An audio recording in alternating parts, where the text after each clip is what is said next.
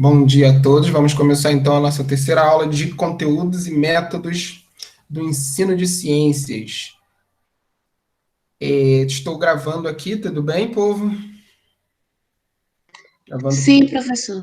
beleza, para ficar disponível para todos. Então, esse material a gente vai falar. Agora, a gente falou da legislação, a gente falou do porquê ensinar ciências, né? Na primeira aula a gente falou o porquê ensinar ciência, a importância do letramento científico. E na seguinte a gente falou de legislação, o que muda na legislação, como que a legislação evoluiu. Nessa de hoje a gente vem falar de métodos, né? A gente deixa de falar um pouco do que o professor tem que saber, né? Do domínio que o professor tem que ter, para falar de como ele pode trabalhar a aula. Né? Durante muito tempo, essa preocupação foi deixada de lado, ficamos muito mais preocupados com o conteúdo, com o domínio, né? E agora a gente percebe que o método, né, a forma que a gente apresenta esse domínio, esse conteúdo, a forma que a gente dialoga com os alunos, né, a forma que a gente pensa o contexto desse estudante, isso é muito importante para o sucesso do processo de ensino e aprendizagem. Então, nessa atividade de hoje, nessa aula de hoje, a gente vai ver os marcos, né, umas 3 abordagens. Na verdade, a gente vai falar mais das metodologias que são utilizadas, que podem ser utilizadas, e por que utilizar essas metodologias. As abordagens, que são ensino making, STEAM Education e aprendizagem significativa, essas abordagens foram mais tratadas na atividade que eu coloquei para vocês. Aqui eu vou falar mais por alto delas. A gente vai fazer vou falar rapidamente delas e vamos focar mais no como fazer mesmo, que são as metodologias, na hora de fazer a metodologia. Mas essas 3 abordagens elas estarão presentes nas atividades práticas que vocês verão daqui para frente. Hoje a gente está fazendo a última aula mais teórica. Daqui para frente a gente vai para a prática. Vamos colocar a ideia do letramento científico, que foi vista na primeira aula, a legislação, que foi vista na segunda aula, e esses métodos que serão vistos hoje, colocar esses 3 em prática, em atividades práticas. Aí vocês poderão relacionar com essas aulas teóricas e tentar entender o processo, né? Porque a ideia não é que vocês necessariamente copiem as práticas. Algumas dá para copiar porque estão bem elaboradas, mas vai depender muito do contexto que vocês encontrarão na escola. Então, a ideia é que vocês entendam esse processo de criação de uma aula e como a gente, na hora de praticar, a gente não esquecer toda a teoria que a gente estudou. Né? A gente estuda, chega na hora, faz a mesma coisa de sempre. Não. Por que não está dando certo? Então, porque a gente precisa levar em conta a teoria, a gente precisa levar em conta a legislação, a gente precisa ficar ciente da importância do que a gente está fazendo, do trabalho que a gente está fazendo. Então, na hora de praticar, a gente tem que ver essa teoria que a gente está trabalhando. E outras teorias que vocês já estudaram no curso de vocês, né? Epistemologias, e por aí. Vocês vão ver na prática. Bom, então vamos lá. Essa palestra eu preparei, ela foi feita primeiramente para um curso, né, que eu fiz para professores da FEUC,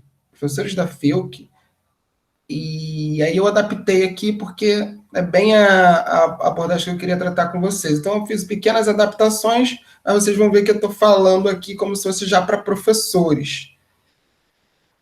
Mas vocês já devem estar fazendo as práticazinhas de vocês aí, né? Já estarão em campo, estão quase formando.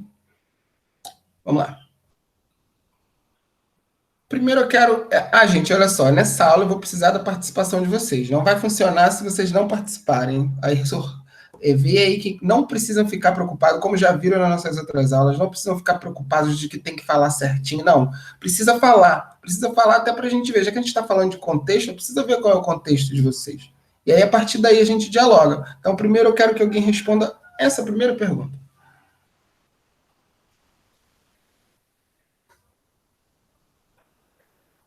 Uma pessoa só, tá? O professor, Oi. a tela não está aparecendo pra gente aqui. Até o quê? A tela que você está compartilhando não está aparecendo aqui. Vocês não estão vendo a tela? Não. Eu, pelo menos, não estou vendo. Para mim está aparecendo. Para mim também. Eu também estou vendo. Ih, Ana Carolina, vê aí, tem algum problema aí na plataforma que você está utilizando, no sistema que você está utilizando, tá? A pergunta, Ana Carolina, eu vou te dizer a pergunta. A maioria do que eu vou falar, do que tem aqui, eu vou falar, né? Então, deixa eu te dizer a pergunta, Ana Carolina. A pergunta é, eu estou falando de novas metodologias, né? Por que eu estou falando de novas metodologias? É porque eu estou dizendo que as metodologias tradicionais não estão boas, não estão boas. Eu estou dizendo que o professor tem que mudar. Então, vamos imaginar que vocês são todas professoras já. Vocês sabem como dar uma aula. Se amanhã vocês forem chamados para ir para uma escola, vocês sabem como dar uma aula. E aí, estou tratando todas como professoras. Aí, eu estou chamando vocês para mudar as aulas de vocês. Professoras e professores. Né? E aí, eu estou chamando vocês para mudar as aulas. Aí, a primeira pergunta que eu faço para vocês, por que mudar sua aula? Por que mudar sua aula? Por que não manter sua aula como você já sabe dar?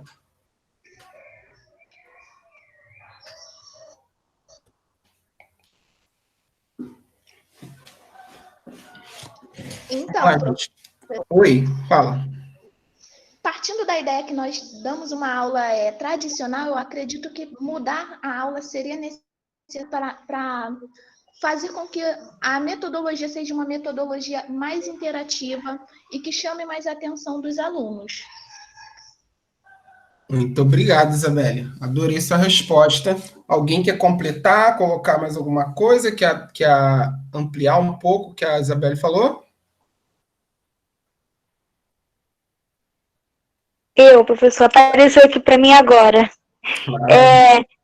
Então, acho que também a gente tem que conectar o nosso currículo, né, ao mundo real das crianças. Não adianta a gente transmitir um conhecimento sem estar apresentando o que as crianças estão vivendo, né, o mundo real deles. Então, ver uma estratégia, uma metodologia para dar essa iniciativa, né, esse conteúdo ou outras coisas. Muito bom. Então, de acordo com o que vocês estão falando, as aulas tradicionais elas não estão levando em conta o contexto da criança, né? O contexto da escola. Muitas aulas são preparadas aqui e aplicadas em qualquer lugar sem mudar coisas. E isso é complicado, né? Ainda mais se tratando de crianças. Então, a gente sabe. Mas o mais importante é entender que a gente precisa mudar. A gente precisa fugir daquele modelo tradicional. E aí a gente vai ver aqui o que é esse modelo tradicional que eu estou falando. Nossas aulas. Então, lembrem que aqui eu não mudei tanto essa aula. Eu peguei uma aula que eu dei para os professores e não mudei tanto essa aula, mudei só algumas coisas, para ter mesmo esse ensaio, né? Tratar vocês já como professores, para que vocês saiam desse lugar de aluno e se coloquem como professores. Pensem no ambiente de sala de aula. Isso é muito importante nesse momento. Até porque vocês estão quase formando e já estarão já em sala de aula. Alguns já devem estar em sala de aula, alguns falaram que já trabalharam em sala de aula. Então, eu estou tratando vocês, eu não mudei tanto essa aula, porque eu quero que vocês se coloquem já no lugar de professor aí, para poder enxergar e fazer uma autocrítica. E aí vocês também podem pensar nas aulas que vocês têm, né? Essa aqui, a aula que você tem, né, nas outras aulas na instituição, e pensar na aula para uma criança, que é bem diferente também uma aula numa universidade de uma aula para uma criança. Vai aumentando a idade, a gente pode aumentar as aulas expositivas um pouco. Também não tanto. Então, vamos lá. Nossas aulas de hoje, elas são extremamente expositivas, alunos passivos, né? Os alunos têm que ficar quietinhos lá, sentadinhos, só falar quando o professor disser, quem quer perguntar? Aí levantar a mão.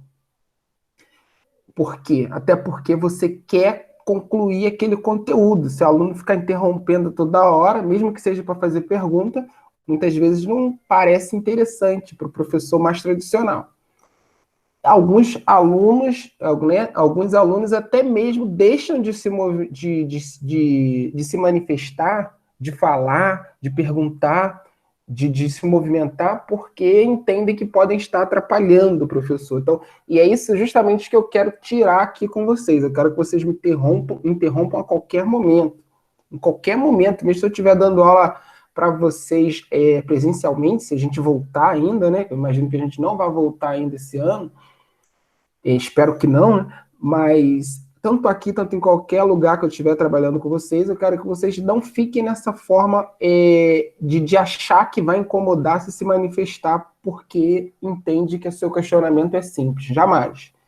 Então, extremamente positivas, alunos passivos, completamente planejada e conduzida pelo professor. O professor planeja toda a aula e ele espera ir do início ao meio e ao fim sem que alguém atrapalhe, sem que um tal aluno atrapalhe a sua aula, ou seja, mude o foco, troque o tema, traga uma situação, um problema que surgiu no momento. Por exemplo, eu estou dando aula aqui para vocês, eu tenho 54 slides para passar e alguém fala, mas e o governador que foi preso? Isso não vai afetar o trabalho? Como que vai ficar se ele não pagar? E eu simplesmente, não, gente, depois a gente vai conversar com isso, depois eu vou preparar uma... Isso é o professor não querendo sair do seu planejamento.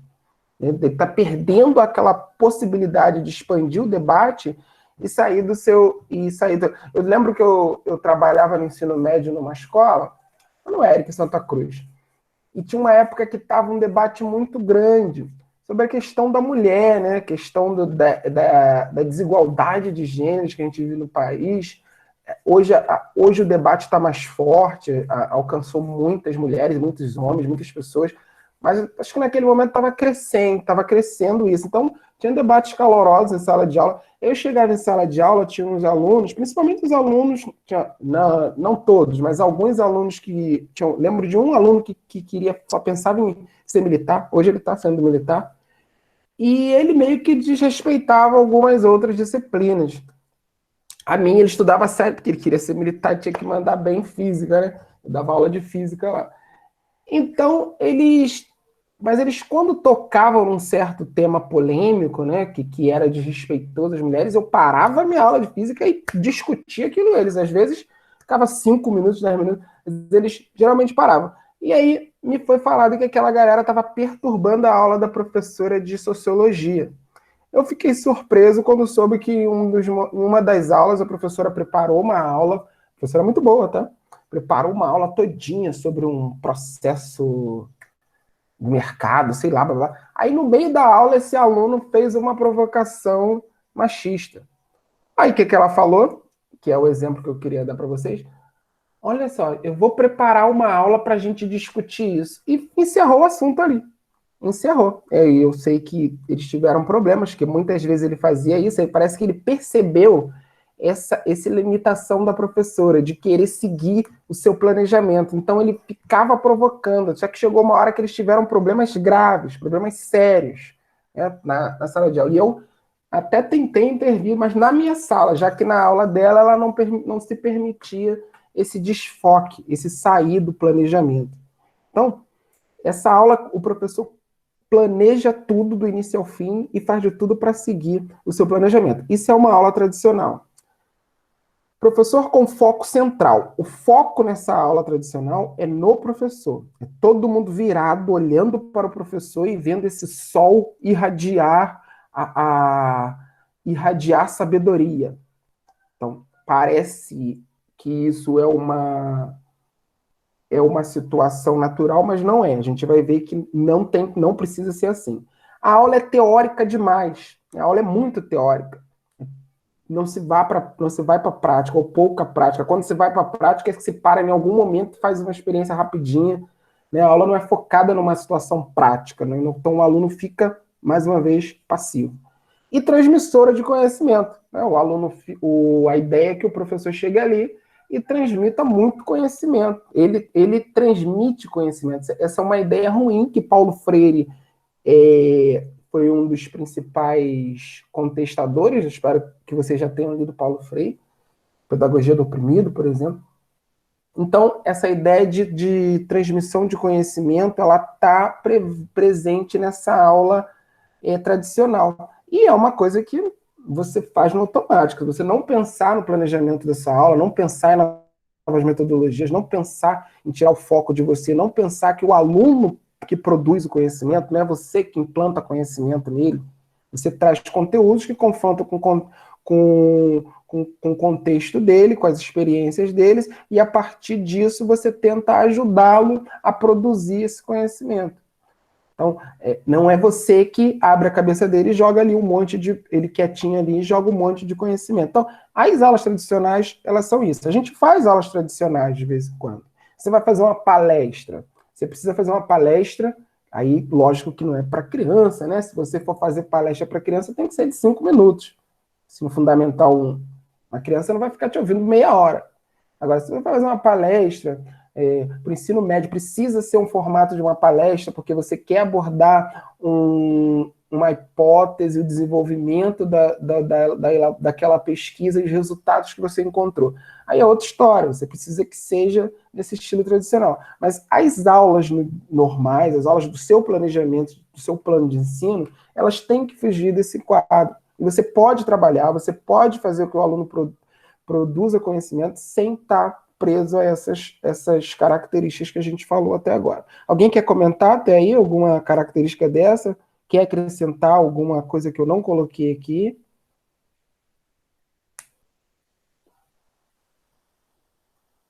Professor, bom dia. Bom dia, Mariana.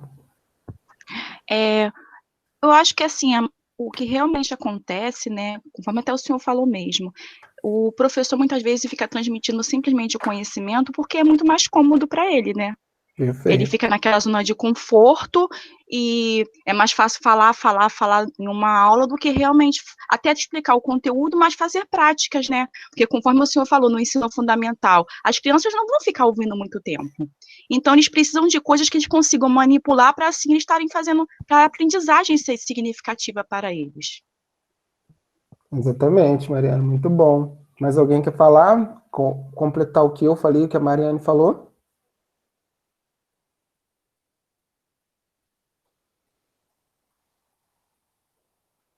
Mas é exatamente isso, Mariana.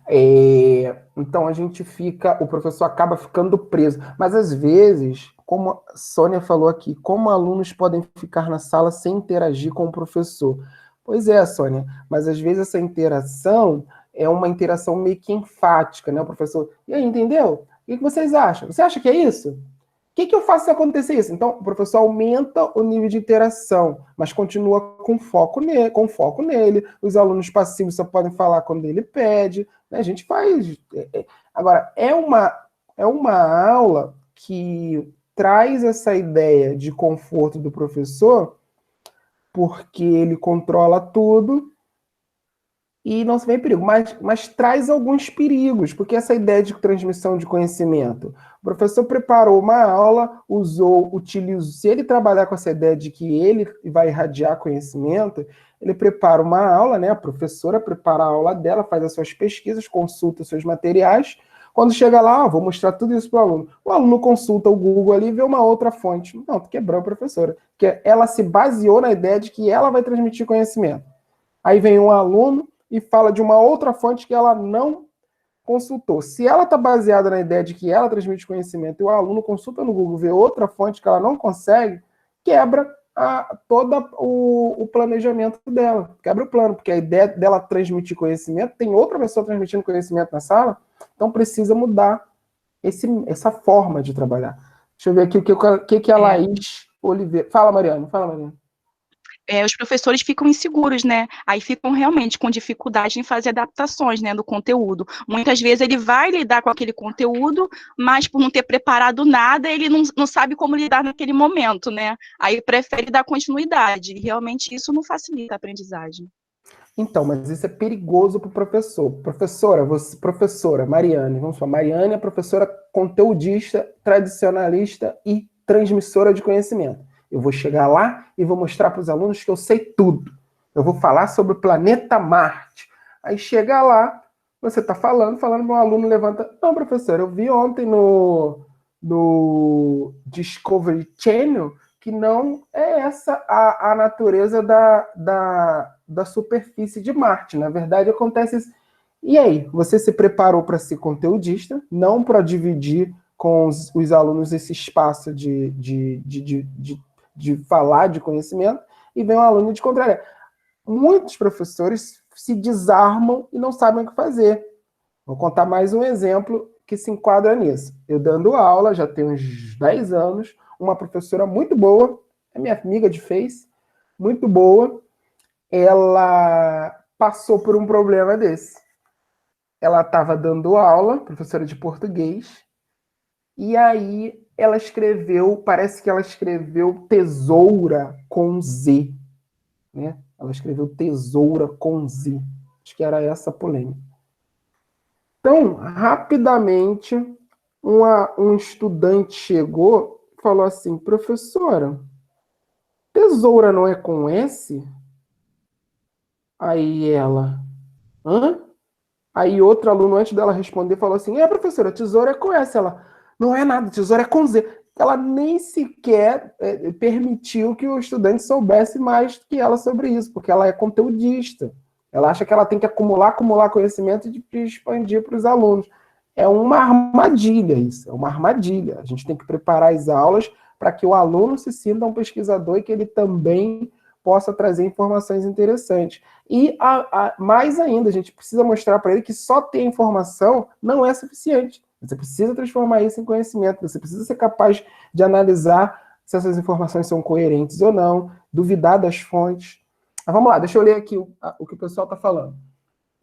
Laís Oliveira falou, mas eu acredito que seja também pela quantidade de conteúdos que o professor tem que dar e pressão dos coordenadores. Por isso, se torna uma tradicional, então o professor entra na zona de conforto apenas em passar conteúdos, ou seja, fazendo o meu trabalho. Maravilha, gente. Vocês estão trazendo... É isso que eu quero mesmo. Vocês tragam conflitos, né? Tragam aquilo que você... De repente eu falo uma coisa que você já pensava, não tinha conseguido falar daquele jeito. Você reafirma e fala da sua experiência. Mas também fala de questões contraditórias como essa que contradizem um pouco, que parecem contradizer o que eu estou dizendo. Como a Laís falou. Ela tem toda a razão. Você tem escolas extremamente conteudistas e tem uma droga, uma praga chamada apostila. Tem lugares que tem apostilas que você tem que dar aquela apostila. E aí, se você não der aquela apostila, você tem problema com a coordenação, tem problema com a escola, tem problema com os alunos. Eu dei aula numa escola, no Liceu de Artes e Ofícios. Lá era apostila. Eu já estava tentando fugir dessa ideia de professor conteudista.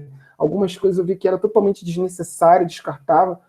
Ficar repetindo exercícios também não era legal. E aí eu dei uma prova. Na hora da prova, uma aluna que era um pouco debochada falou, professor, essa questão aqui o senhor não corrigiu. Eu falei, é verdade, eu corrigi outras.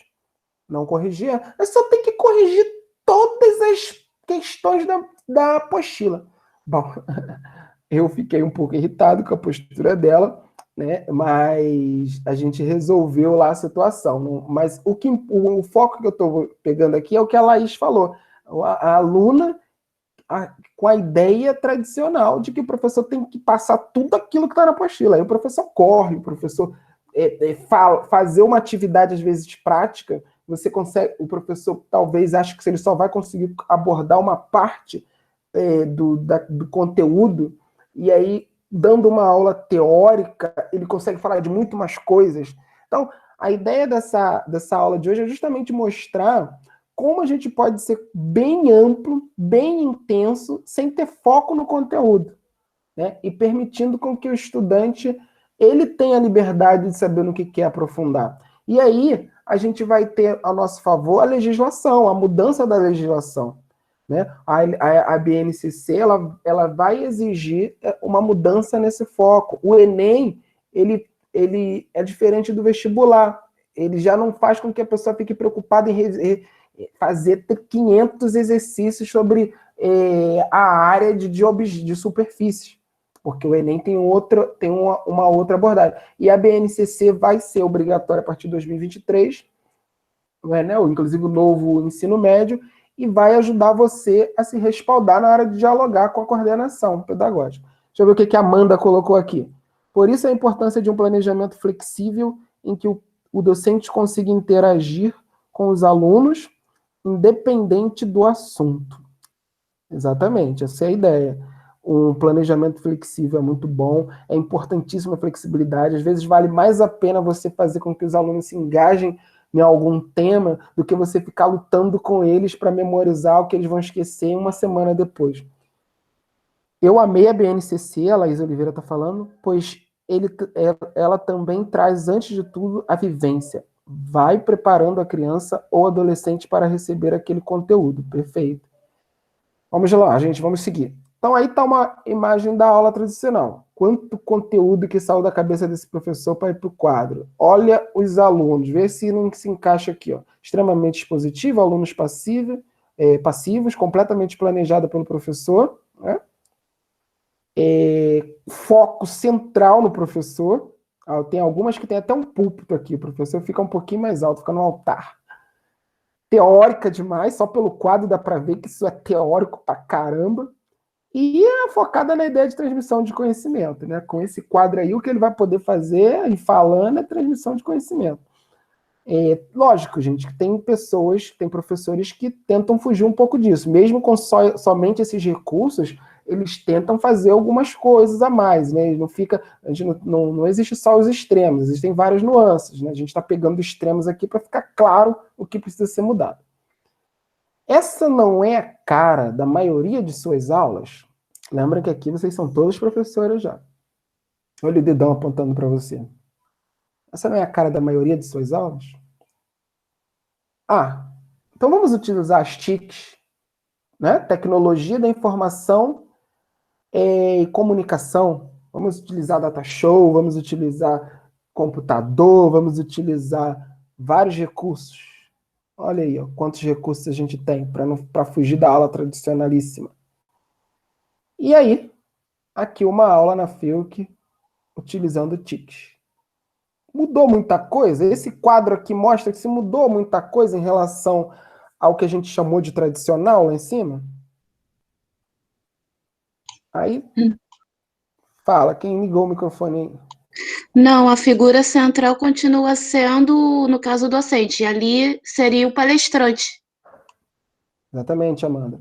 Esse caso aí é uma palestra, mas poderia ser uma aula também, que ela está usando o auditório. Eu peguei uma foto, isso é na FEUC mesmo, está usando o auditório, mas é o que você falou, foco no docente.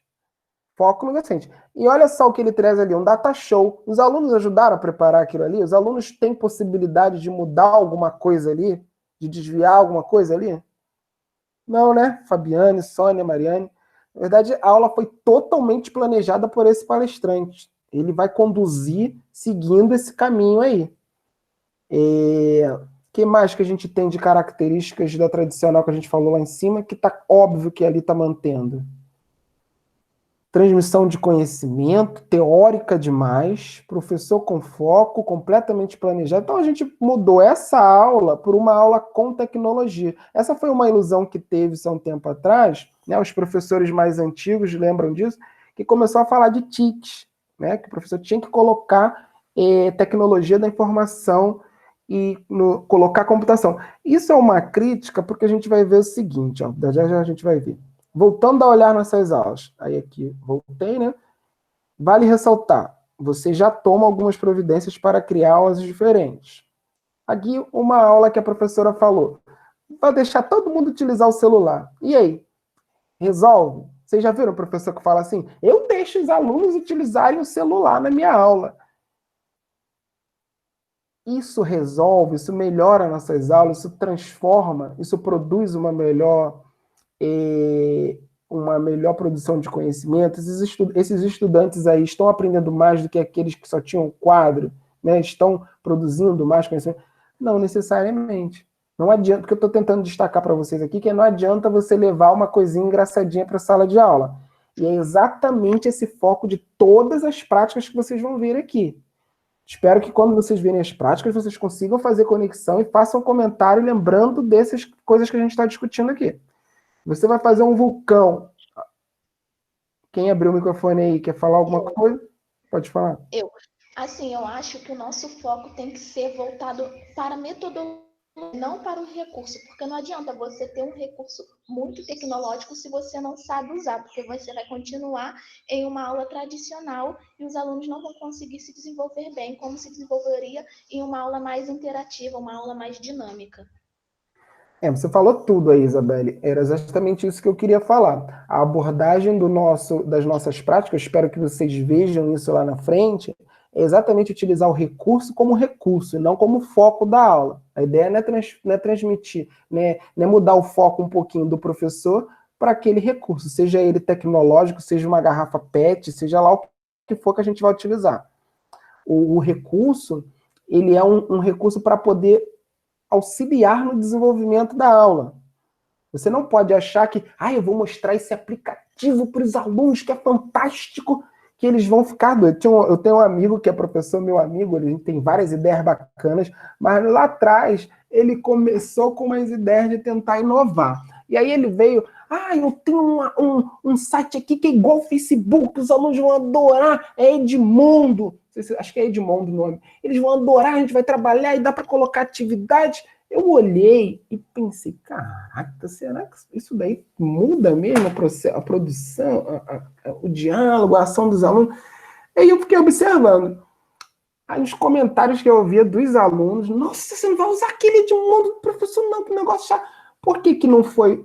Ele pensou num material bacana, era legal. Mas por que não foi um sucesso com os alunos? E eu acho que hoje ele nem usa mais. Porque se for para falar de site que é bonitinho, igual o Facebook, eles usam o Facebook, gente. Vou levar um jogo super bacana para os alunos. Eles têm os melhores jogos, gente. Você não vai levar um Free Fire para eles. Não vai. Um Counter-Strike. O seu jogo vai ficar bem abaixo do que eles já utilizam, porque eles têm celulares potentes hoje.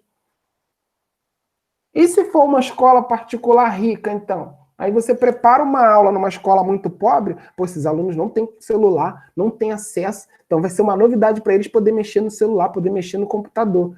Bacana. Aquela aula, não só ela não vai poder ser adaptada, como ela não vai funcionar nem um pouquinho se você for para um colégio completamente rico, porque os estudantes têm aqueles recursos tudo à mão o tempo todo. Então não é só ferramenta.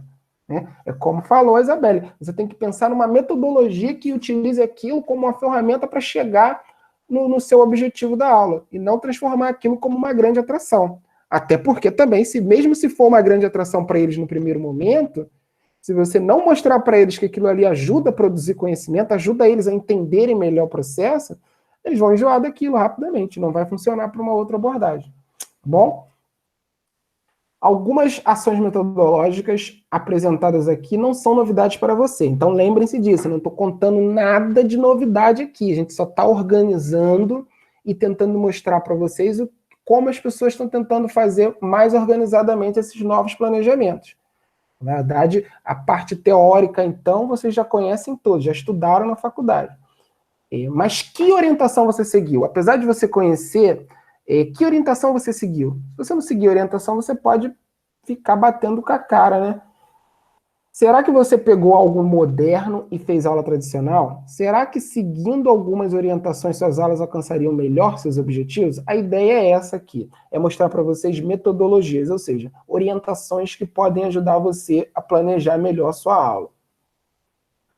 O que mudou, essa pergunta precisa de vocês novamente, o que mudou nos alunos de hoje, em relação a quando vocês estavam no ensino fundamental, por exemplo, ou quando os pais de vocês estavam no ensino médio? O que vocês acham que mudou nesses alunos de hoje?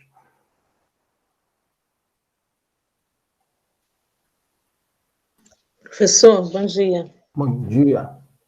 Eu acho que os alunos, eles são mais questionadores, né? No meu tempo, por exemplo, eu tenho 44 anos, eu acho que os alunos eram muito mais passivos.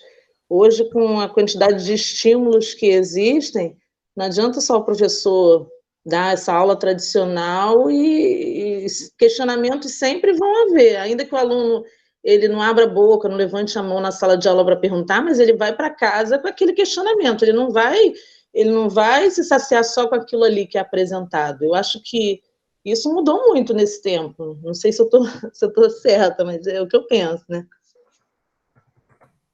Olha, você está tão bem aí na sua fala que eu até anotei aqui para destacar algumas coisas que você colocou aqui. Mas se alguém quiser completar, só falar aí, tá, gente?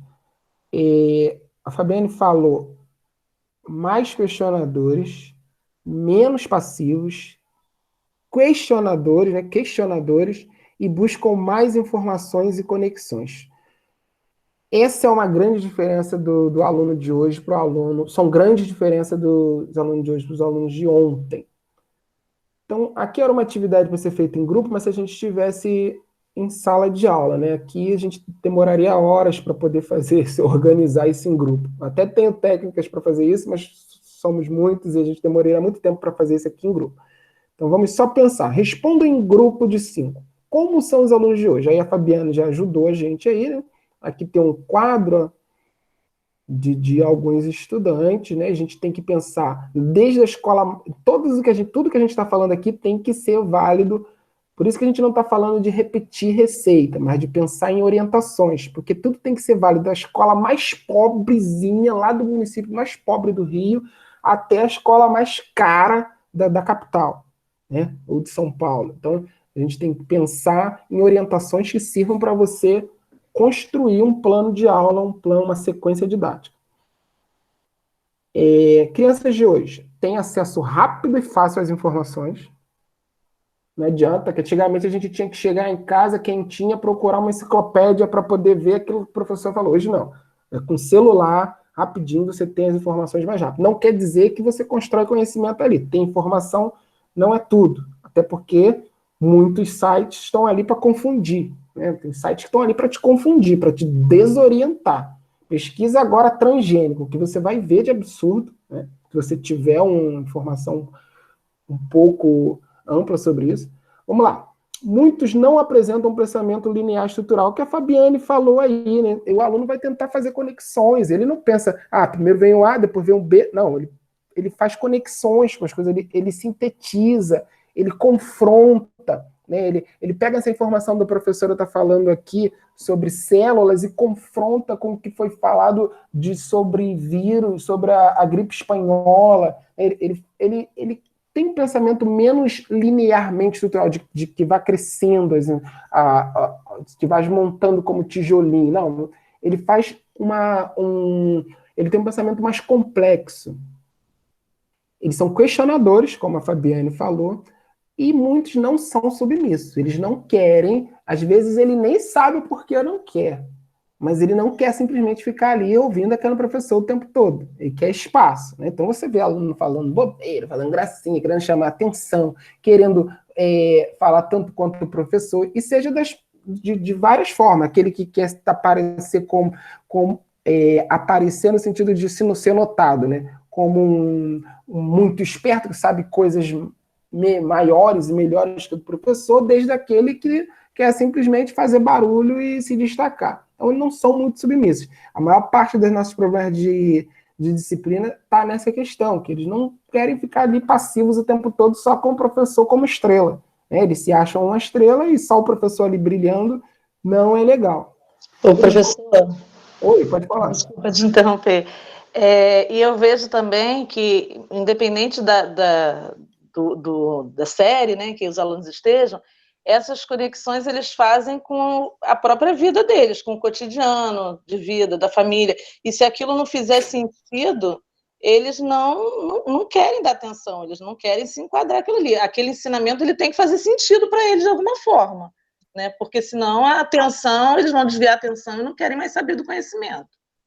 Perfeito, perfeito, Fabiana. Aí você falou uma questão que até cabe aqui fazer uma pausa para falar para vocês, é um tema mais polêmico, mas que eu acho interessante. Eu sou ateu, gente, mas assim, eu não sou ateu proselitista, eu não sou daquele tipo que vou chegar aqui e vou ficar falando para vocês que vocês têm que virar ateus. Não, tô nem aí. Para mim, se você utiliza a sua religião para fazer um bem para você, ao invés de utilizar para afastar as pessoas, para oprimir as pessoas, eu acho bacana. Se você utilizar a religião para oprimir as pessoas, eu vou ser contra o seu posicionamento. Se você utilizar porque você quer que aquilo te faça bem, tranquilo, não me incomoda em nada. Mas aí, por que eu estou falando disso?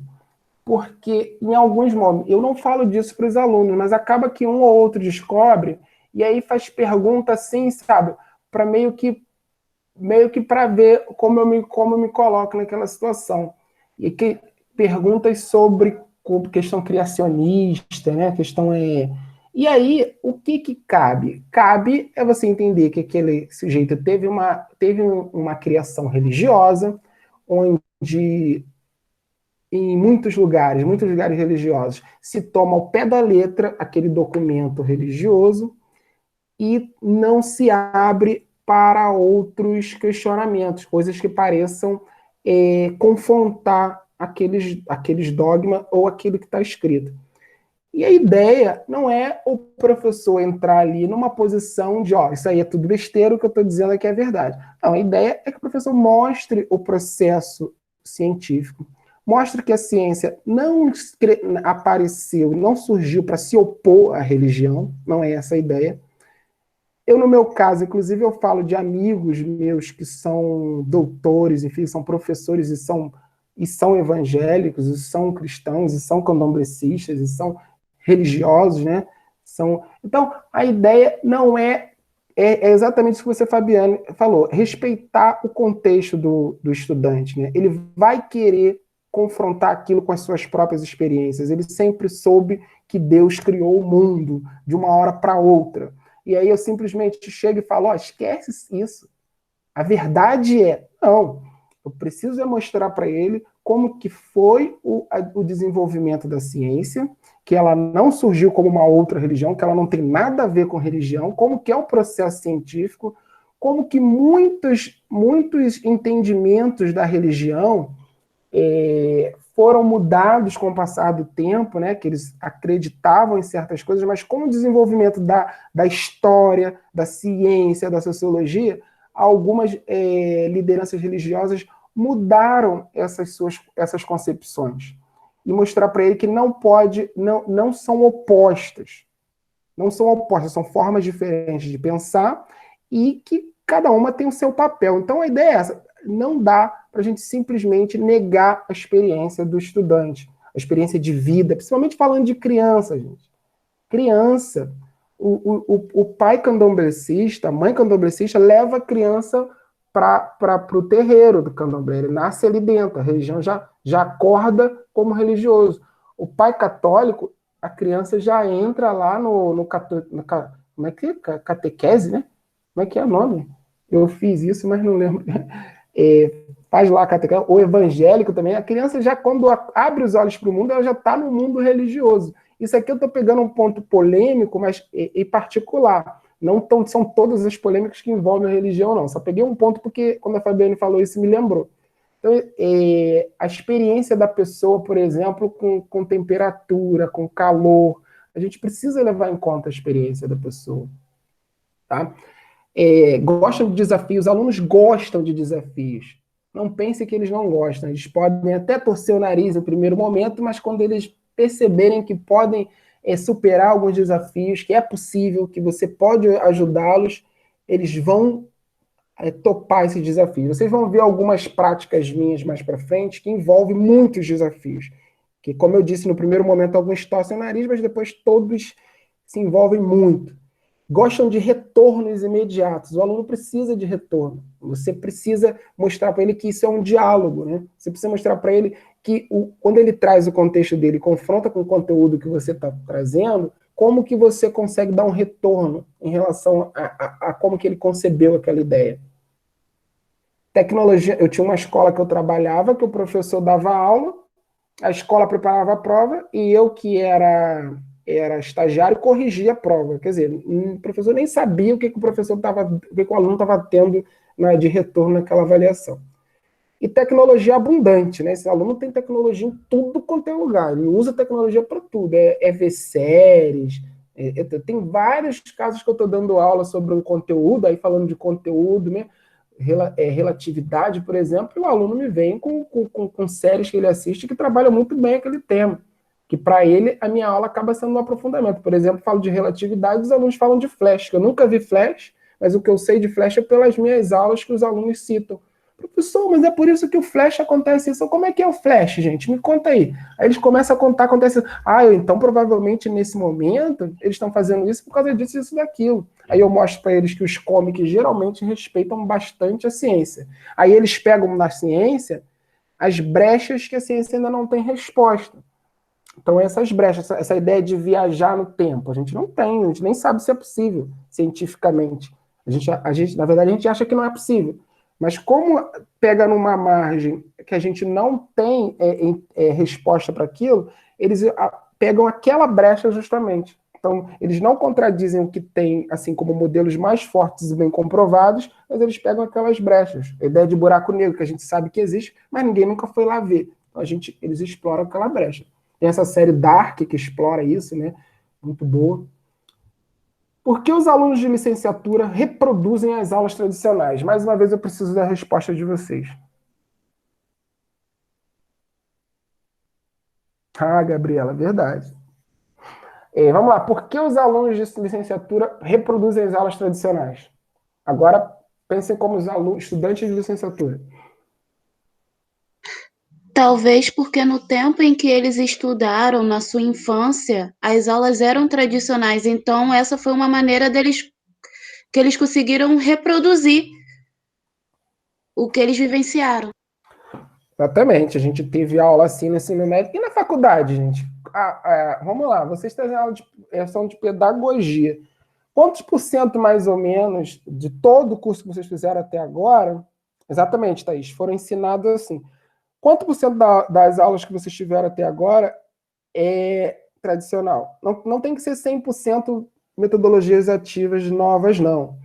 Mas a gente tem que ter uma margem boa. Quantos por cento vocês acham de tradicionalismo que vocês tiveram em todos os cursos que vocês tiveram até agora? Em média, rápida, assim, por alto.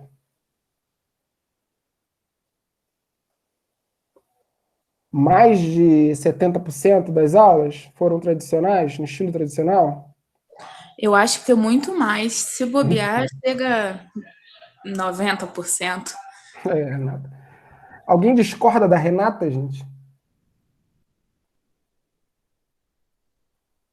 Bom, eu já imaginava isso. Eu imaginava essa taxa que a Renata falou aí também. Deve beirar 90% a 95%. Não temos que acabar com as aulas tradicionais, como eu falei. O modo de palestra, principalmente para estar lidando com adultos, tem momentos que é muito importante.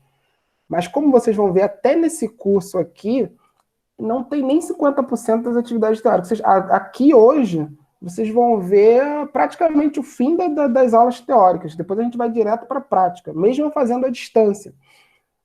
Agora, não tem que ser tudo com novas metodologias, mas também não tem que ser tudo tradicional. A gente tem que criar um meio termo aí, dependendo do curso, né? Aí aqui a proposta é fazer uma aula diferente. Não vai dar para fazer agora, mas quando vocês puderem, quem puder fazer agora, baixa esse aplicativo, Google Science Journal. Baixa esse aplicativo. Não vou esperar vocês baixarem, porque senão o nosso tempo explode. Já vai explodir um pouquinho, tá, gente? Vamos terminar umas vezes de 10, vezes de 15. Segura a onda aí, segura a fome aí. Mas baixem esse aplicativo. Com esse aplicativo aqui, você pode medir a luminosidade, dependendo do seu celular. Você pode, por exemplo, medir a luminosidade do ambiente. Mas depende do celular. O meu, por exemplo, não tem a tecnologia para medir isso. Mas você medindo a luminosidade no ambiente, você pode fazer tipo com seus alunos. Gente, agora vocês vão sair e vão procurar qual lugar que é mais escuro daqui, né, que tem menos luminosidade, que aí você pode falar em luminosidade, em candela, luminescência. E qual lugar é mais escuro, qual lugar é mais claro. Eles vão sair com o aplicativo, vão medir. Você também tem uma outra função aqui, que o meu tem, que é para você medir o som, a intensidade sonora em decibéis. Aí você pode falar de decibéis, o que é decibel, como que é medido o som. E aí você bota isso e você pode falar para os estudantes também. Vai lá, gente, mede em que lugar aqui que o som que é mais silencioso, em que lugar que é menos silencioso. E tem outras várias funcionalidades, gente. Quando eu dei essa atividade para os professores da FEUC, na FEUC tem professores fantásticos. E aí tem professores que são músicos maravilhosos, estavam nessa aula. Professor Flávio, de filosofia, vocês devem ter tido aula com ele, e professor Demétrios. Professor Demétrios, os dois são músicos fantásticos. Demétrios tem discos, né, tem CDs, os dois fazem shows, são muito bons. E aí a gente mostrou esse aplicativo para todos, quando eu vi, tava lá eles. Eles estavam fazendo sons para poder ver a nota. para poder ver. Então dá para você fazer. Ele mostra também se é dó, se é ré, se é mi. É bem bacana, dá até para você afinar o instrumento se precisar. Hoje em dia tem outros aplicativos para afinar instrumento, mas para trabalhar com ensino de música é bem interessante, gente. Deixa eu ver o que a Gabriela falou aqui. Acho que devido o estudante de licenciatura ter vivenciado a vida toda aulas tradicionais, ele acaba transmitindo porque meio que ele aprendeu que deveria ser assim, e aí, até ele se acostumar a pensar e a se comportar diferente do método tradicional, pode levar um tempo. Exatamente, às vezes a gente quer cobrar do professor que não teve uma formação dessa. Eu não tive essa formação, como é que eu vou trabalhar assim? Não sei nem como começar. Essa aula aqui, esse curso que eu estou fazendo com vocês podem inclusive utilizar essas metodologias, essas práticas, essas orientações para tudo que vocês forem ensinar. Eu, por exemplo, quando vou trabalhar lá nas escolas das crianças, eu não fico focado na ciência. Eu trabalho a ciência, mas da ciência a gente aprende várias coisas, inclusive inglês. Então, a ideia aqui vocês estão tendo um curso que é para seguir novas orientações. Mas a verdade é que vocês têm 90% das aulas ensinando vocês a fazer daquele jeito. Muitas pessoas, apesar de estarem assistindo esse curso, e mesmo fazendo as coisas bacanas, vai deixar, depois eu tento fazer uma coisa diferente, mas agora eu vou rapidinho. E alguns vão ficar presos nisso a vida toda. Outros não. Vou experimentar. Quando experimentar e funcionar, vai querer utilizar tudo que a gente está vendo e muito mais, e criar coisas novas. Então, esse aplicativo é utilizado, dá para fazer essas experiências que eu falei com os alunos. Agora, essa aula teve nova metodologia de educação? O que vocês acham? De acordo com a aula que eu falei, que eu dei o exemplo aqui, de botar os alunos para medir som e medir luminosidade, a gente pode dizer que essa aula teve uma nova metodologia de educação?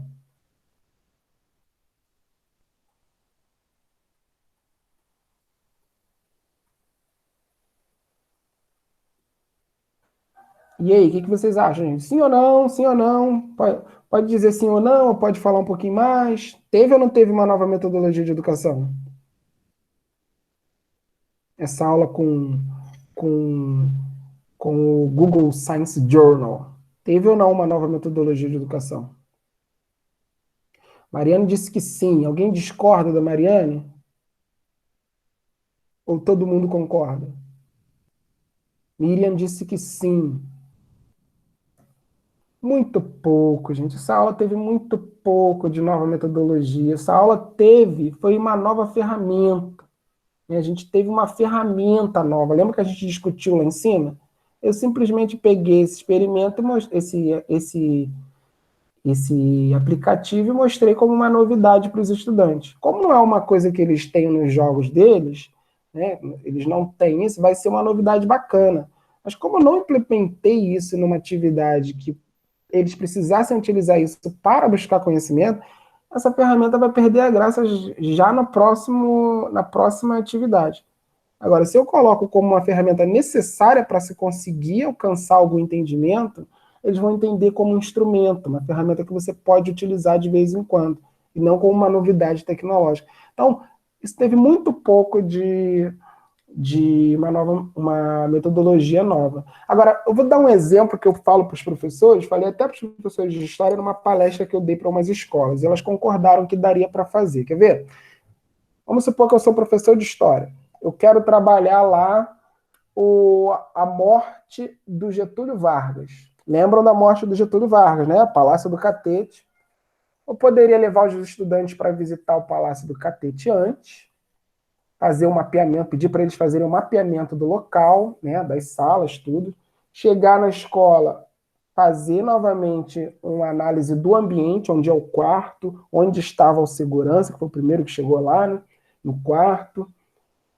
E aí a polêmica é, mataram ele ou ele se matou? E aí eu diria, olha, vocês vão fazer uma simulação daquele ambiente aqui, vão dividir a escola, aqui a sala, em partes, e vão fazer um estudo com esse equipamento aqui para medir, vamos fazer o barulho de tiro aqui, para medir onde é que chega, em que parte da casa chegou primeiro esse barulho. Por que esse segurança, onde ele estava, como ele chegou primeiro lá. Então, vamos estudar a possibilidade de ter sido ou não assassinado. De acordo com os resultados, a gente vai avaliar isso. Isso seria uma nova metodologia, tá? Isso seria uma nova metodologia. Bom, agora vamos falar das metodologias novas em educação, já que a gente falou tanto das... Oi? Desculpa interromper. Então, o senhor quis À dizer vontade. que, no caso, para ser uma metodologia, no caso, o senhor incorporou isso com algo que ele utilizasse, no caso, na realidade deles. Aí seria, no caso, uma nova metodologia, isso? No caso, aí não é nem no caso de uma nova metodologia, ficou mal colocado, mas seria fugir da aula tradicional, entendeu? Seria fugir da aula tradicional, de trazer e a ideia Dando um objetivo, né, isso? Isso, utilizar como um instrumento, assim como eu utilizo um metro, uma fita métrica, para fazer um experimento de medir a sala de aula, porque a gente precisa da medida da sala de aula para alguma coisa. Aí eu dou uma fita métrica. Então, esse aplicativo, ele tem que servir para isso. Assim como a fita métrica, ele tem que servir para alcançar algum objetivo dentro daquele planejamento da aula. E não simplesmente... Não simplesmente testando, né? Igual o último caso, né? Exatamente. Entendi. Porque testando, só estou mostrando para eles como uma novidade. E se o professor anterior mostrou aquilo? Acabou minha aula. Acabou minha aula. Então, tá ótimo, agora, Mariane, se o professor mostrou na aula anterior só como uma novidade, e quando chega na minha aula eu mostro como eles utilizaram aquilo na prática para trazer a resposta que a gente precisa, aí eu dou significado, né? Eu mostro que aquilo é uma ferramenta. E eu mostro que a gente vai utilizar aquilo ali quando precisar. E eles podem pensar em que momentos que eles podem utilizar aquilo ali em outras experiências, tá? Então aqui a gente fugiu um pouco do tradicional. Agora, metodologias ativas, ensino make e STEAM Education. Vamos lá. Essas três aqui, como eu falei, elas estão mais lá na atividade que eu postei para vocês. Tem vídeos bacanas, mas eu vou fazer uma passagem rápida aqui para a gente falar mais das metodologias. Então, aqui são abordagens, gente. Essas três não são metodologias. Metodologia é uma coisa que você tem um caminho a seguir, um caminho fechado. Ó, fechado que eu digo é tipo uma receita. Metodologia é receita. É uma coisa que você diga, ó, você primeiro faz isso, depois faz isso. Você pode fazer, ou então dá opções, você pode fazer isso, aquilo, mas faz isso. Então, metodologia é isso. Aqui não são metodologia. O ensino maker não tem uma receita do como você fazer. O STEAM Education não tem uma receita. A aprendizagem criativa também não tem receita. Agora, você vai poder utilizar metodologias aplicando essas abordagens. São abordagens que fogem do ensino tradicional. São abordagens, todas essas três, tentam desfazer todos aqueles tópicos que eu coloquei lá em cima da aula tradicional, e que vocês falaram. Conteudismo, exposição, ao grande tempo, um enorme tempo de exposição, a ideia de que os alunos são questionadores, que os alunos querem espaço, que os alunos querem destaque. Todas essas três aqui, abordagens, existem outras, tá? Mas essas três, elas têm essa ideia de acabar com aquelas características que a gente colocou como ruins das aulas tradicionais. Explorar o que tem de bom nas aulas tradicionais e avançar para uma aula em que os alunos tenham uma participação maior e consigam ser protagonistas do seu próprio processo de aprendizagem. Então, aqui eu quero que vocês entendam bem essa diferença.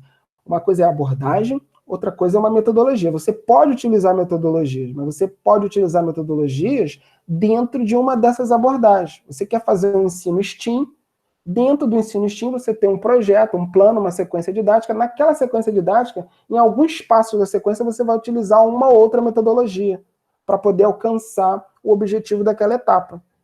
Entenderam? Então, metodologia são receitas para alcançar pequenos objetivos, ou parte dos objetivos.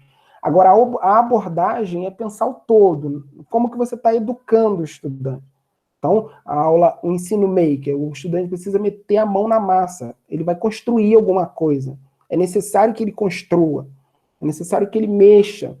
Então, o ensino é feito, você trabalha os seus conteúdos com ele desenvolvendo algo. O estudante vai desenvolver algo com as suas próprias mãos e vai percebendo os conteúdos que ele precisa entender para desenvolver melhor. E ali você vai dialogando com ele. Ó, a gente precisa estudar isso. Isso aqui. O que você acha que precisa? Aí ele vai procurar também estudar coisas que talvez você nem tenha pensado, fazer conexões, ele vai fazer as conexões, vai dialogar com outros professores. Esse é o ensino maker, é o desenvolver o seu conhecimento fazendo algo. O STEAM Education é uma abordagem que surgiu nos Estados Unidos, como vocês viram lá no vídeo, foi primeiramente nos Estados Unidos para poder ter mais gente, ter mais mão de obra nas áreas tecnológicas. Mas ele foi expandido no mundo como uma abordagem de ensino que enxerga o mundo como é hoje, né? Um mundo que tem uma certa base científica, tecnológica, a engenharia e a matemática, né? Dominam o mundo e as novas profissões. Vou falar mais um pouquinho disso abaixo. E a aprendizagem criativa, que vocês têm um vídeo muito bom lá que eu botei para vocês na atividade, ela tem 4 princípios: projetos, paixão, pessoas, brincar. E através desses princípios você vai percorrer os caminhos da aprendizagem criativa. Como foi dito lá no vídeo, quando você pensa em fazer alguma coisa, o estudante, ele imagina a coisa. E aí, quando ele imagina, ele tenta criar aquilo. Quando ele cria, ele tenta compartilhar, tenta brincar com aquilo, né? Mexer, fazer alguma coisa e compartilhar com alguém. Olha o que eu fiz, deixa eu ver o seu. E aí, a partir dali, ele vai ter novos questionamentos. Pô, mas se eu fizesse isso, se eu fizesse aquilo, aí ele vai imaginar de novo. E aí, mas só que ele vai imaginar novamente de uma forma maior. E vai criar algo maior. Então, é como uma espiral. Você vai se expandindo, vai produzindo seu conhecimento. Então, aqui, no brincar e no criar, ele vai estar estudando diversos conteúdos para fazer aquela criação dele ser executada. E então, ele segue esses princípios do projeto. Agora, para criar um projeto, você pode utilizar algumas metodologias ali para ele sair do zero. Você pode ajudá-lo com algumas metodologias ativas, você pode ser utilizadas para aquela pessoa conseguir desenvolver o projeto. Para que tenha paixão. Paixão é que o estudante se envolva com o que está fazendo, né? Que ele goste do que está fazendo. Que ele tem uma relação, né, com aquilo que ele está fazendo, já que foi ele que criou. Ele está criando. Então, de repente, você pensa em uma metodologia que também ajude nisso. Para interagir com as pessoas, para intercomunicação, você pode ter metodologias. E para brincar também. Então, as metodologias, elas surgem para poder efetivar esses princípios.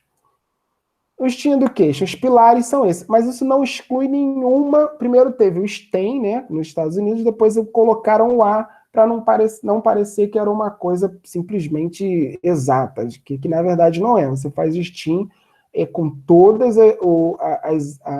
as áreas, né, com todos os componentes, com toda tranquilidade, mas enxerga o mundo como ele realmente é hoje. A gente tem uma base científica grande que transformou esse mundo, a tecnologia é utilizada em tudo que a gente faz, a engenharia, né, e a matemática é a base dessa... E a artes entra ali para incluir as humanidades, a ética, os ideais, as expressões. Então você faz o STEAM depois mais à frente vocês vão ver na prática, porque essas coisas a gente fala por alto assim, mas quando mostra na prática, você consegue conectar. Pô, onde é que está a ciência? Onde é que está a tecnologia? Ah, a história apareceu ali só para ser encaixada? Não, ela vai aparecer ali como fundamental. A sociologia, a linguagem, tudo vai aparecer, mesmo em projetos STEAM, vão aparecer como fundamentais. O ensino maker, esse é um laboratório maker. Imagina você chega numa escola, eu até falei isso na primeira aula, e alguém te apresenta esse laboratório. Como que você vai trabalhar com isso? Tem alguma ideia? Então você precisa ver que isso daí, algumas ferramentas os estudantes não vão mexer. Você que vai mexer, mas esse laboratório está lá disponível para criar, para construir coisas. Agora, como implementar essas abordagens? Aí que eu falo das metodologias ativas. Aqui eu vou ser um pouco mais rápido, porque o nosso tempo está estourando, né? Então está estourado, na verdade. Vamos um pouco mais rápido aqui. Mas os objetivos das metodologias ativas: impulsionar o ensino. Para impulsionar o ensino, com maior autonomia do aluno, que ele seja mais participativo, o ensino seja contextualizado e com necessidade de tomada de decisão do estudante. O estudante tem que... Não, agora eu preciso decidir o que fazer. Onde o professor cria a oportunidade de produção de conhecimento, e não é um simples palestrante. utilizar a tecnologia como auxílio, quando necessário, não como foco. A gente tratou disso ali em cima. Agora, as metodologias ativas, pensando no aluno. O aluno passa a ser o centro do processo de ensino-aprendizagem, ele tem uma participação ativa, ter colaboração entre eles, tem que ter colaboração entre eles, tá? Investigativo, ensino investigativo. O aluno participa da construção do conhecimento em resposta à oportunidade que o professor traz. Ele tem autonomia e tem aptidão em resolver problemas, criar aptidão em resolver problemas. Aqui está algumas características importantes, né? O papel do professor, cultura da escola, as tecnologias de informação, autonomia do aluno, espaço, avaliação. As teorias que a gente se baseia. Tudo isso que eu falei aí tem como base o construtivismo, tudo que vocês já estudaram, construtivismo, socioconstrutivismo, a zona de desenvolvimento proximal de Vygotsky, contexto significativo de Rousseau, aprendizagem significativa de Ausubel, tudo que vocês estudaram baseiam essas metodologias que a gente está falando. Se não estudaram alguma coisa disso aí que eu falei, corram para estudar. Quais são as metodologias ativas testadas que posso utilizar? Eu vou dar alguns exemplos. Existem várias, tem sites especializados nisso. Mas existem várias que foram bem utilizadas, bem testadas. Aprendizagem baseada em problemas. Então, é uma resolução colaborativa de desafios. Aí aqui um texto da Nova Escola. Ao explorar soluções dentro de um contexto específico de aprendizagem, que pode utilizar a tecnologia e outros recursos, essa metodologia incentiva a habilidade de investigar, refletir e criar perante uma situação. Então, você traz para a sala uma situação-problema, você pode dividir esses estudantes em grupo, para ficar mais fácil, para poder eles colaborarem, porque 40 alunos falando junto fica complicado, mas para eles dividirem em grupo, eles vão tentar pensar naquele problema e pensar em soluções, tendo como base, inclusive, os seus conteúdos, e trazer para compartilhar para o restante do grupo. O aluno ali, o professor fica como provocador, mediador, intermediando algumas análises. O professor não pode ficar sentadão lá, ele tem que ir lá ver o que está rolando, né? Estudo de caso. Então, no estudo de caso, você já traz uma situação, você traz um caso, né? Você traz um caso mais específico, com números, com detalhes, que os alunos vão estudar aquele caso e tentar trazer uma solução, né? Um exemplo é uma aula que eu fiz uma vez para medir, eu fui ensinar indução eletromagnética. Com isso eu fui fazer um estudo de caso, que era, o que é mais interessante? Utilizar o papel nos banheiros públicos ou aquela maquinazinha? Aí a gente tem uma discussão ampla ali, porque a gente pensa que aquela máquina não é uma mágica, ela utiliza energia elétrica, e ela utiliza motor elétrico. Quais são as implicações e os impactos de um motor elétrico? Como que funciona o motor elétrico? Aí, nesse como funciona o motor elétrico, que eu ensino a indução eletromagnética. E aí, a gente fez um estudo de casos para analisar qual saía mais caro, baseado no preço da energia elétrica e no preço do papel, e aí depois em matéria de dinheiro, qual saía mais caro, a gente pensar se essa diferença justificaria o impacto que cada um tem. O papel você arranca a árvore, pode reflorestar ou não, e a máquina hidrelétrica, você inunda uma região enorme. Então, isso é um estudo de caso, um exemplo de estudo de caso. Aprendizagem baseada em projetos. Esse é o que eu mais utilizo. Você tem um projeto que tem que ser desenvolvido pelos alunos. Você dá algumas regras, né, diz o que eles têm que desenvolver, mas eles têm total liberdade para utilizar, para seguir por esse ou aquele caminho, para inventar coisas novas, para ser criativo.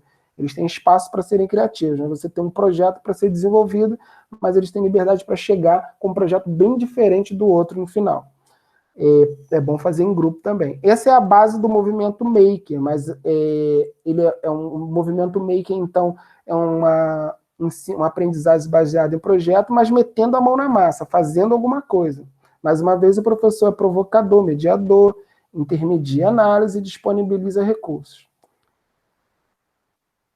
Vamos pular aqui.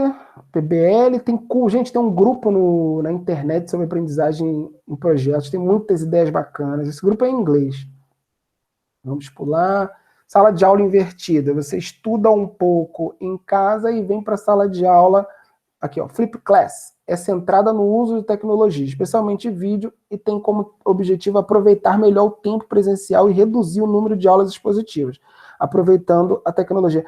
Eu estou fazendo um pouco isso com vocês, apesar da gente estar online, apesar da gente estar totalmente online, mas na quinta-feira eu deixo recursos para vocês assistirem, lerem, pensar, para a gente aproveitar melhor esse debate de hoje. Por isso que é interessante que vocês sempre deem uma olhada, leiam o recurso antes de chegar aqui. Por isso que eu sempre boto na quinta, ainda dou o primeiro momento da aula para vocês. Porque é importante que vocês façam essa imersão.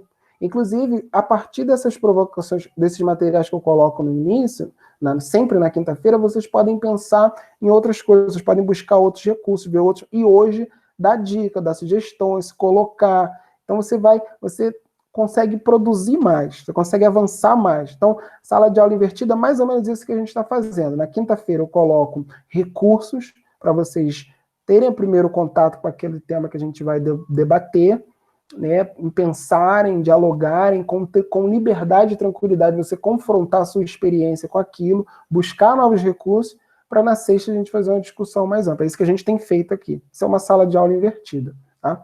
Aqui, ó, antes, os estudantes ensinam em casa, na escola, na aula, eles praticam, em vez de ficar perdendo tempo com definições, já pratica na sala, e depois revisa o conteúdo. Isso é um método fantástico, é difícil, porque muitos confundem em mandar um texto para o estudante, né? Tem professor que simplesmente manda um texto para o estudante, manda, vê esse vídeo, e não faz essa ideia de colocar em prática realmente. Chega na aula, repete a mesma coisa, em vez de colocar em prática essas questões. E exatamente esse ensino invertido, mais uma vez, é o que a gente fez hoje. De ontem para hoje. Eu coloquei recursos para vocês entenderem o que é STEAM, entenderem o que é aprendizagem significativa, para que a gente discutir isso de forma mais prática. Né? Eu não voltei a definir essas coisas aqui, só fiz um resumo rapidamente ali para quem ainda não viu. Instrução por pares. Essa instrução por pares é bem bacana, né? Você divide o grupo, a turma em grupos, você tem alguns recursos que podem utilizar. Ó, quem quiser depois dar pausa no vídeo que foi gravado e ler aqui melhor. E aqui, ó. E você faz uma breve explanação, aí faz um teste rapidamente, verifica quantos acertaram. Isso pode ser com aplicativo, é bem bacana isso aqui, é uma metodologia bem bacana também. Você pode ser com aplicativo ou não, aí se der um acerto só de até 30%, você faz uma revisão do conceito e volta a testar. Se der acerto entre 30% e 70%, você bota os estudantes para discutir em grupo, cada um falar o que aprendeu com o outro, né? E aí você faz o teste de novo.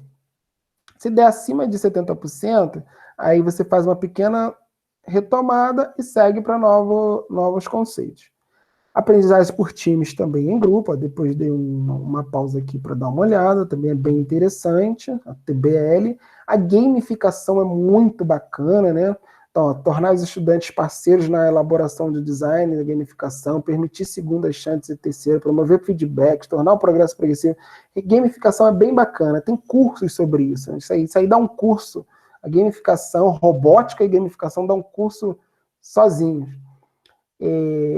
O Scratch. Scratch é uma ferramenta bem bacana, já fiz palestra sobre isso, oficina na Oktobermática, ano passado, na FEUC. O Scratch é uma ferramenta desenvolvida lá pelo Meet, né, pelo Mitchell Resnick, que vocês viram também um vídeo dele. Essa ferramenta ela permite que você faça programação por blocos, então dá para você fazer várias coisas aqui, dá para você fazer as crianças criarem desenhos, criarem histórias. Recomendo muito, tem muita coisa bacana aqui. Aí vou falar aqui só de uma experiência minha exitosa, lá no Eric Valterheim, para vocês terem uma ideia. Isso aqui é uma experiência que a gente pode chamar de STEAM, a gente pode chamar também de aprendizagem criativa, né, gente? E não fiquem preocupados em identificar qual é uma e qual é a outra, não. Às vezes elas se misturam. Aí a gente propõe um fórum de geração elétrica entre os alunos, que a gente, no conteúdo do currículo está dito para estudar geração de energia elétrica, usinas hidrelétricas, usinas nucleares e usinas termoelétricas. Esse é o conteúdo que diz, em 2 bimestres. Eu peguei todo esse material e incluí novos tipos de usinas sustentáveis, usinas renováveis. Incluí tudo isso e criei um fórum de geração de energia. Esse fórum a gente faz seminários, debates, e os alunos têm que ter uma tomada de decisão. A gente estuda a conservação da energia mecânica, máquinas térmicas, termodinâmica, mas eu não fico dando aulas sobre isso. Eu explico, primeiramente, como que é a proposta. A gente divide a turma em 5 grupos. Cada grupo vai representar uma empresa. Lá é uma escola técnica, né, de administração. Cada grupo vai representar uma empresa. Dos 4 grupos vão representar uma empresa. Deixa eu botar aqui. Um grupo vão ser administradores públicos que vão criar o fórum. Então, esses administradores públicos precisam criar uma cidade, criar um mapa e apresentar a cidade para os outros grupos. Esses outros grupos seriam representantes de empresas que vão, cada um representando uma empresa dessa, né, cada grupo, que vão fazer proposta no fórum para convencer os administradores públicos que a sua empresa tem a melhor solução para o parque, para a matriz energética daquele país. Então, um país que esse grupo, primeiro grupo, inventou, e passa a ser o país de todos, então como se todos morassem ali. Os administradores públicos precisam apresentar um mapa e detalhes do país. A hidrelétrica, os grupos da hidrelétrica, termoelétrica e nuclear vão apresentar propostas para poder convencer os administradores públicos durante esse fórum, que dura um mês, de que a sua empresa tem a melhor solução para a matriz energética do seu país. Já os ambientalistas, eles precisam convencer os administradores públicos que todas essas 3 são péssimas soluções, que trazem impactos enormes para o nosso país, né? No caso ali, está todo mundo saindo do país. E aí eles têm que apresentar uma proposta alternativa, que seja sustentável. E aí, aí a gente vai discutir também a ética na pesquisa científica e no desenvolvimento industrial, produção e utilização de energia no mundo. Então, a gente vai ter, então, seminário, cada grupo, na primeira semana, faz seminários mostrando como é a geração de energia, como que funciona a sua usina, né? Como que é o funcionamento dela, e quais os impactos que as outras usinas fazem. Então, eles já estão desde o início tentando convencer que a deles é melhor, tem soluções melhores do que as outras, tem impactos menores. Na segunda semana, eles fazem um debate, a gente tem um debate, 2 representantes, a gente faz uma mesa com 2 representantes de cada uma, e na terceira semana, na quarta semana, né, que a gente tem uma pauta, os administradores públicos têm que voltar e apresentar qual foi a solução, qual eles acharam a melhor solução e por que sim para uma e por que não para as outras. Então, durante essa um mês, eles discutem muito, eles conversam com professores de outros componentes, professor de química, professor de biologia, porque nuclear ela tem radiação, então eles pesquisam muito, eles se envolvem muito com essa atividade. Aqui está uma imagem, a gente está chegando ao final, tá, gente? Só essa experiência que eu vou mostrar. Aqui está uma imagem de um grupo, ó. Esse grupo fez o mapa da cidade. Aqui tem um quadro aqui com as características de clima, economia. Isso fica disponibilizado durante todo o fórum para que todas as empresas possam ver e trabalhar em cima disso. Aqui esse grupo é o grupo que resolveu fazer uma maquete também. Não é obrigado a fazer maquete, mas alguns pedem. Obrigatório é fazer o mapa e as características. Esse grupo pediu para fazer uma maquete também. Aqui uma surpresa, né, que eu vi que eles criam grupos no WhatsApp para poder ficar discutindo, para poder construir propostas e argumentos para convencer da sua melhor qualidade. Então eles me disseram que ficam a madrugada trocando ideia, descobri uma coisa nova da nuclear, tal. É um pega-fogo. Agora, para concluir, não se engane. Algumas ações podem parecer utilização de novas tecnologias, mas não são. Tem escolas alterando a arrumação das cadeiras, para não ficar aquelas cadeiras todo mundo virado para o professor, as escolas botam grupos, né? Botam os alunos sentados agrupados. Mas muitas vezes o que você vai ver é os alunos todos tortos virados para o professor, porque as cadeiras estão daquele jeito ali, mas a aula continua sendo tradicional, não está tendo trabalho em grupos, por time, né? A aula está sendo, a maior parte tradicional, fica o aluno lá, todo torto, né? Porque as cadeiras estão arrumadas de outra forma, está todo torto olhando para o professor. Professores colocando alunos para dar aula, não é bem isso, não é bem essa ideia. Aqui, nesse meu trabalho, os alunos vão ter que apresentar as suas ideias, mas não é simplesmente um seminário, né? Eles estão defendendo um ponto de vista. Então, eles precisam se preparar, eles precisam se convencer. E professores dando texto para alunos não lerem. O professor manda um texto, ninguém lê e não se avança. Aí, por fim, aqui são as etapas que eu falei e, finalmente, concluímos a nossa atividade de hoje. Falei pra caramba, né, gente? Bem teórico, né? Mas, deixa eu encerrar aqui a gravação.